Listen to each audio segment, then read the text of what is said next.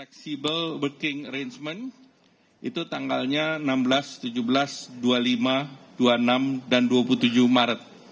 Itu 5 hari, nanti detailnya akan disampaikan oleh Ibu Menpan RB dan Menteri Tenaga Kerja.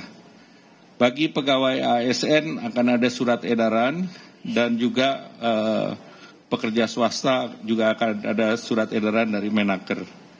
Kemudian terkait dengan bantuan pangan untuk memperluas daya beli dan memperkuat dari sisi demand side, pemerintah juga menyalurkan bantuan pangan, yaitu bentuk bantuan pangan 10 kg beras dan 2 liter minyak goreng selama 2 bulan.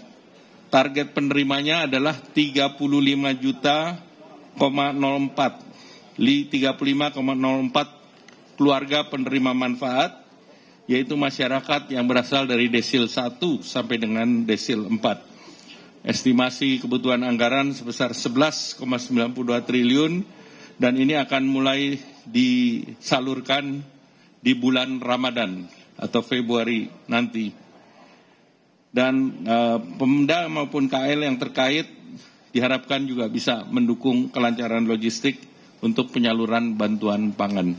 Selanjutnya kami persilakan Pak Menteri Sosial. Terima kasih Pak Menko, para Menteri, Pak Mensesnek, Pak Seskap. Izinkan kami menyampaikan beberapa informasi. Yang pertama, terkait stimulus ekonomi triwulan pertama, ada penyaluran bantuan sosial yang melalui Kementerian Sosial.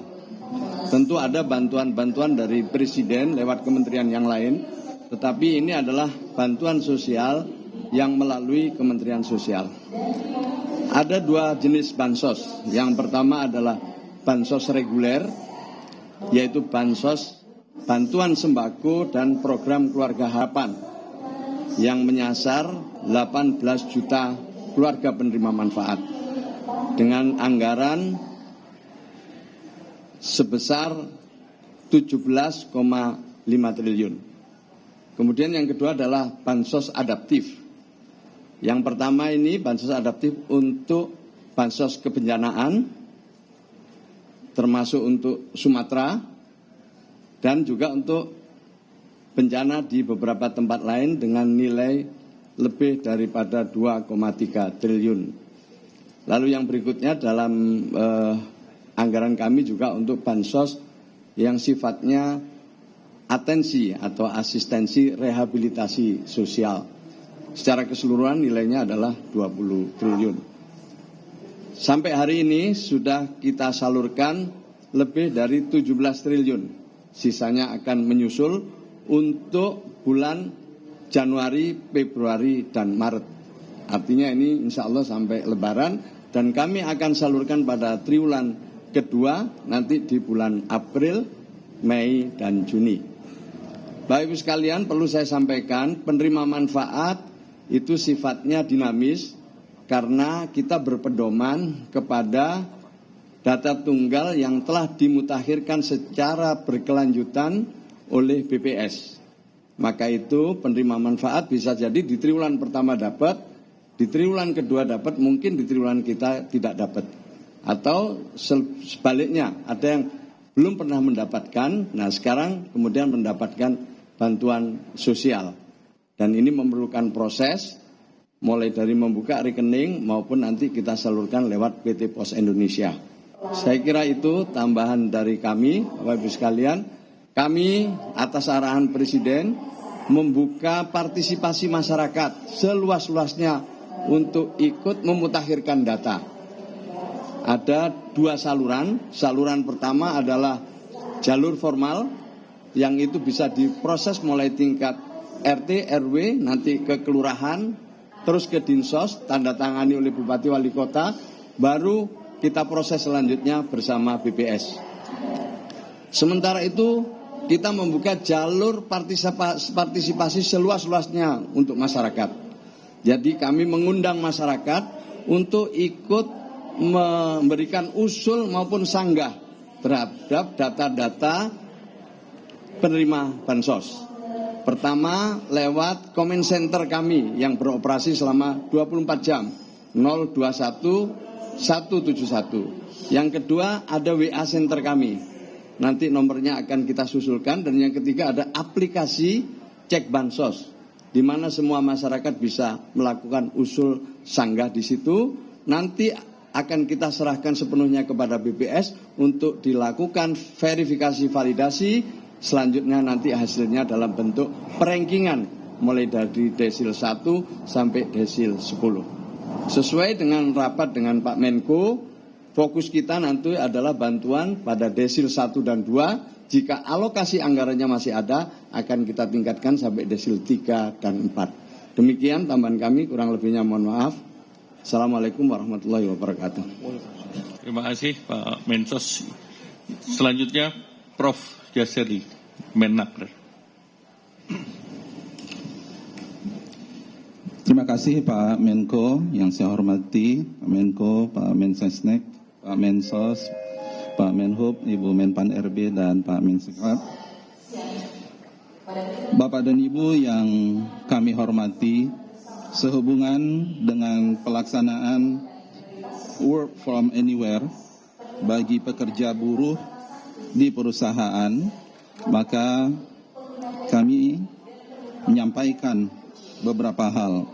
Yang pertama, pelaksanaan WFA tersebut dimaksudkan untuk mendorong pertumbuhan ekonomi pada triwulan 1 tahun 2026 dengan tetap menjaga produktivitas kerja. Oleh karena itu, kami menghimbau kepada Gubernur, Bupati, Wali Kota untuk menghimbau kepada seluruh perusahaan agar memberikan kesempatan bagi pekerja atau buruhnya untuk melaksanakan pekerjaan dari lokasi lain atau yang disebut dengan work from anywhere pada tanggal 16 dan 17 Maret 2026. Kami juga mengharapkan agar perusahaan dapat memberlakukan WFA pada tanggal 25, 26, dan 27 Maret 2026. Hal ini dengan mempertimbangkan potensi lonjakan mobilitas arus balik para pemudik setelah melaksanakan Hari Raya Idul Fitri. Pelaksanaan WFA dapat dikecualikan untuk sektor tertentu seperti bidang kesehatan, perhotelan, hospitality, pusat perbelanjaan, manufaktur, industri makanan dan minuman, sektor esensial lainnya, atau yang berkaitan dengan kelangsungan produksi atau pabrik. Pekerja atau buruh yang melaksanakan WFA tetap menjalankan pekerjaan sesuai dengan tugas dan kewajibannya, dan oleh karena itu pelaksanaan WFA tidak diperhitungkan sebagai cuti tahunan. Upah selama WFA diberikan sesuai dengan upah yang diterima saat melaksanakan pekerjaan di tempat biasa bekerja atau sesuai dengan upah yang diperjanjikan. Jam kerja dan pengawasan terhadap pelaksanaan pekerjaan dapat diatur sedemikian rupa oleh perusahaan agar pekerja tetap produktif. Hal-hal tersebut di atas selanjutnya akan kami sampaikan melalui surat edaran kepada Gubernur, Bupati, dan Wali Kota. Demikian atas perhatian Bapak dan Ibu, saya ucapkan terima kasih. Assalamualaikum warahmatullahi wabarakatuh. Terima kasih Pak Menaker. Selanjutnya kami persilakan Ibu Menpan RB.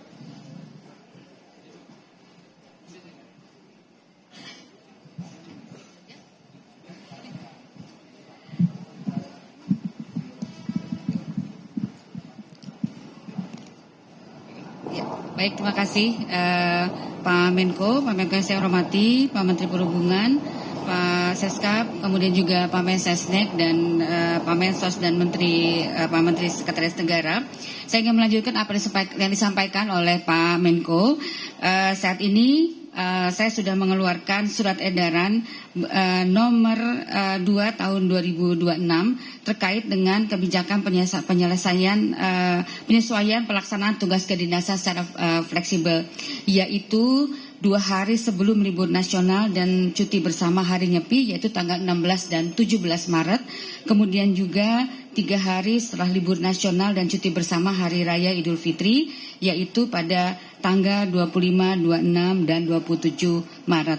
Pada pelaksanaan tersebut, Bapak dan Ibu sekalian, saya ingin menghimbau kepada para pimpinan instansi pemerintah daerah agar mengatur penyesuaian pelaksanaan tugas kedinasan bagi pegawai ASN ini secara mandiri dan selektif. Kemudian juga kami berharap para instansi pemerintah tetap melaksanakan pelayanan publik yang bersifat esensial yang berdampak langsung kepada masyarakat secara optimal, seperti layanan kesehatan, layanan transportasi, keamanan, dan layanan strategis lainnya meskipun berada di dalam periode libur nasional.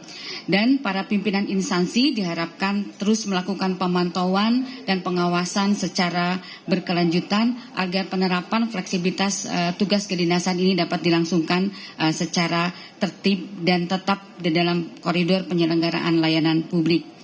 Dan para pimpinan instansi agar membagi jumlah ASN yang akan melaksanakan tugas kedinasan baik di kantor maupun di luar kantor yang akan melaksanakan secara fleksibel yang akan mengacu pada ketentuan perundang-undangan yang berlaku. Pada para pegawai ASN yang tetap mengedepankan akuntabilitas dan optimalisasi pemanfaatan sistem pemerintahan berbasis elektronik.